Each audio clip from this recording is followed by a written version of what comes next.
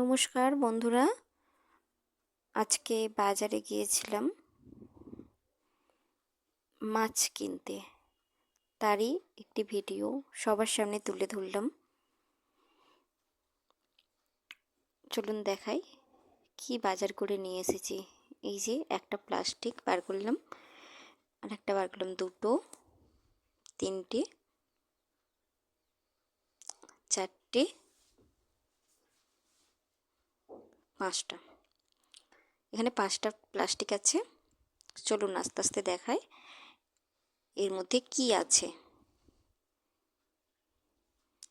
এই যে প্লাস্টিকটা থেকে বার করছি মাছের তেল।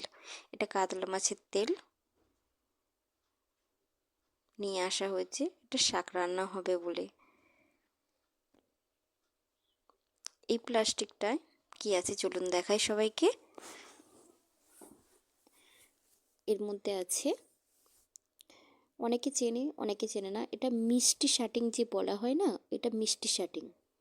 টকটা নয়, টকটা কালো কালো, এটা মিষ্টি, এটা সাদা। এটা প্রায় 1 কেজি আছে।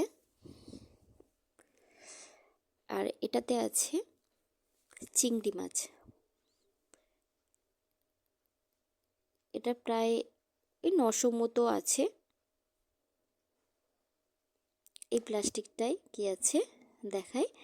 এই প্লাস্টিকটা আছে কাটাপোনা মাছ। এটা প্রায় 1 কেজি আছে। সারা সপ্তাহের জন্য একবারে কিনে নেওয়া হয় বাজার থেকে, শুধু ধুয়ে বেছে নেওয়া হয়, কারণ মাছ আমি কাটতে পারি না সেভাবে। এই যে প্লাস্টিকটা স্পেশাল একটা আছে, সবাইকে দেখিয়ে দিই। এটাতে আছে মাটন।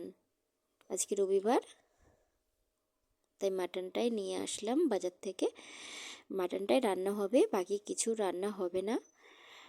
এগুলো সব ধুয়ে বেছে পরিষ্কার করে আমি ফ্রিজে তুলে রাখবো। আর আজকে শুধু মাটন আর ফ্রাইড রাইস হবে।